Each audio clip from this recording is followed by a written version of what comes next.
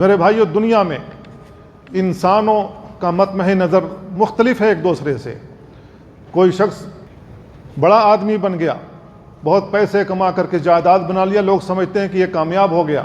کوئی شخص پڑھ لکھ کر اونچی پوسٹ پر پہنچ جائے، لوگ کہتے ہیں کہ یہ کامیاب ہو گیا۔ اور کسی کا تعلق اسپورٹ سے ہو اور کوئی شخص اچھا کھیل رہا ہو اور اس کی زندگی اچھی کٹ رہی ہے تو لوگ کہتے ہیں کہ یہ کامیاب ہو گیا۔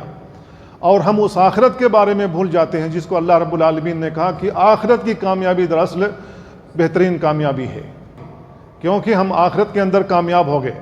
اور آخرت کی کامیابی یہ ہے کہ ہم جہنم سے دور کر دیے جائیں اور جنت سے قریب کر دیے جائیں۔ آخرت کی کامیابی یہ ہے کہ ہم پل صراط کو کراس کر لیں، اس کو پار کر لیں۔ آخرت کی کامیابی یہ ہے کہ جب سورج ہمارے سروں پر ہو تو اللہ رب العالمین کے عرش کا سایہ نصیب ہو جائے۔ آخرت کی کامیابی یہ ہے کہ رسول اللہ صلی اللہ علیہ وسلم کی شفاعت ہمیں حاصل ہو جائے۔